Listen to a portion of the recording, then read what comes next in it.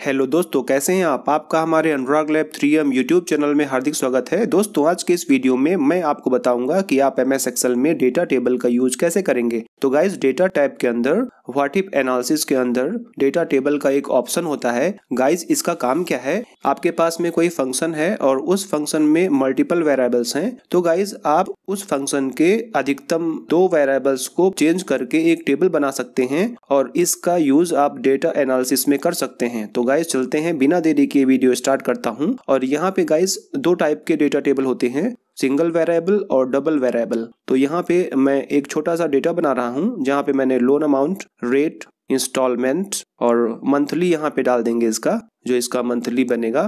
तो इसके लिए गाइस मैं इसको ऑटोफिट करता हूँ और यहाँ पे लोन अमाउंट डाल देते हैं। गाइस, यहाँ पे 20,000 लोन अमाउंट डाला है, 13% रेट है और मैं चाहता हूँ कि इसकी 12 इंस्टॉलमेंट बने। और इसका जो है मंथली क्या होगा गाइस, वो हम यहाँ पे फंक्शन डाल के निकालेंगे। आप स्क्रीन पे देखते रहे, इक्वल टू -PMT किया, टैब दिया, रेट बाई 12 करना होता है गाइस। तो रेट को सिलेक्ट कर लेंगे और बाई 12 कर देंगे, कॉमा एनपर में गाइस हम इंस्टॉलमेंट डालते हैं। तो ये इंस्टॉलमेंट वाली सेल को हम सेलेक्ट कर लेंगे, कॉमा, और पीवी में हम लोन अमाउंट को डालते हैं। तो यहाँ पे लोन अमाउंट को सिलेक्ट कर लेंगे, ब्रैकेट बंद करेंगे गाइस। आप जैसे ही एंटर करेंगे आप देख पाएंगे कि यहाँ पे मंथली जो बनता है इस लोन अमाउंट के लिए 13% रेट के हिसाब से वो यहाँ पे शो कर रहा है। तो गाइस, हम चलते हैं, पहले आपको हम सिंगल वेरिएबल दिखाते हैं। तो अभी हमारे पास में जो B6 वाली सेल पे जो फंक्शन है उसमें 3 इनपुट वेरिएबल्स हैं गाइस। तो हम चाहते हैं कि केवल एक इनपुट वेरिएबल को चेंज कराएं और जो मंथली अमाउंट चेंज हो उसकी एक टेबल बना दें हम। तो गाइज, ये हम सिंगल वेरिएबल की हेल्प से कर सकते हैं। तो यहाँ पे हम 5,000, 7,000, 10,000, 12,000 और 16,000 यहाँ पे डाल देते हैं। इस सेल के एक ऊपर वाली सेल में जाएंगे गाइज, इक्वल टू का साइन बनाएंगे और B6 पे क्लिक कर देंगे इस टाइप से।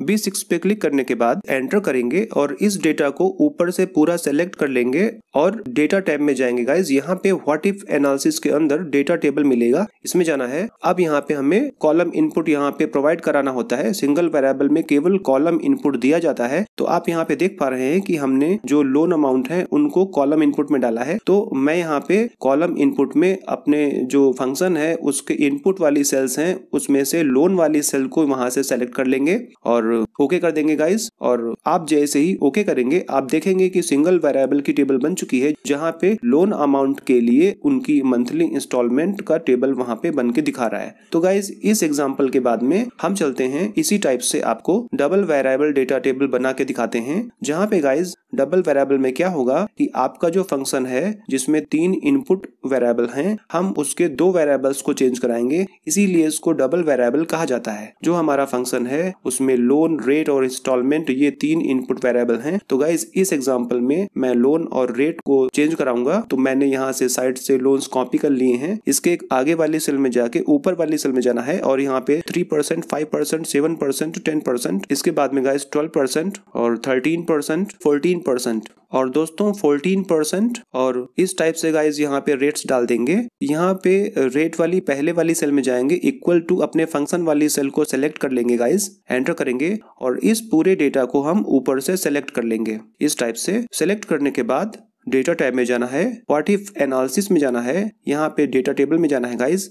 अब गाइज यहाँ पे आपको ध्यान देना है कि ये 2 चीजें यहाँ पे हमें भरानी पड़ेंगी, रो इनपुट और कॉलम इनपुट। तो आप यहाँ पे देख रहे हैं कि जो लोन अमाउंट है वो हमारा कॉलम इनपुट में जाएगा और जो हमारी रेट्स हैं ये हमारी रो इनपुट में जाएंगी। तो रो इनपुट में हम रेट वाली सेल को सिलेक्ट कर देंगे और कॉलम में लोन वाली सेल को सिलेक्ट करके ओके करेंगे गाइज। तो आप यहाँ पे देखेंगे कि डबल वेरिएबल की टेबल बन चुकी है। अलग अलग रेट के हिसाब से अलग अलग लोन अमाउंट के लिए मंथली इंस्टॉलमेंट यहाँ पे शो कर रही हैं। तो गाइज, इस डेटा टेबल का यूज मैं यहाँ पे आपको समझने के लिए डाल देता हूँ कि यहाँ पे जो ये कॉलम इनपुट है ये हमारे लोन है और जो हमारा रो इनपुट है वो हमारे रेट्स हैं। दोस्तों, इसी वीडियो में मैं डेटा टेबल को मॉडिफाई करने का भी तरीका बताता हूँ। तो इसके अंदर वाले डेटा को मैंने डिलीट कर दिया और यहाँ पे 16,000 है, इसको मैं 20,000 कर दिया हूँ गाइज। इस डेटा को फिर से सेलेक्ट करा लेंगे और डेटा टैब में जाएंगे। यहाँ पे व्हाट इफ एनालिसिस के अंदर जो हमारा डेटा टेबल है उसको सेलेक्ट कर लेंगे और यहाँ पे गाइज हम कॉलम इनपुट में इस बार जो है सेम वैसे ही लोन और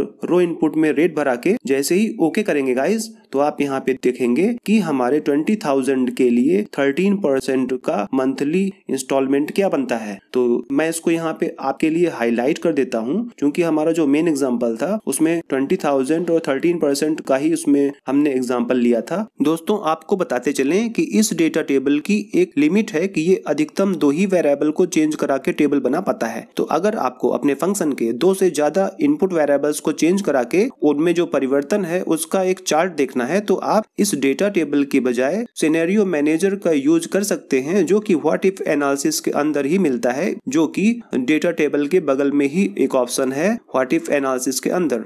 तो दोस्तों ये वीडियो आपको कैसा लगा, इस वीडियो के अंत में कमेंट करके जरूर बताइएगा, और इस टाइप के टेक्निकल वीडियोस देखने के लिए आप हमारे अनुराग लैब 3M यूट्यूब चैनल को सब्सक्राइब करना ना भूलें। और हाँ दोस्तों, आपके फीडबैक्स हमारे लिए बहुत महत्वपूर्ण होते हैं, तो कृपया फीडबैक देना ना भूलें, जिससे कि हमें न्यू वीडियो बनाने का मोटिवेशन मिलता रहे। Thank you for watching this video. Your friend Anurag Pandey. Have a nice day.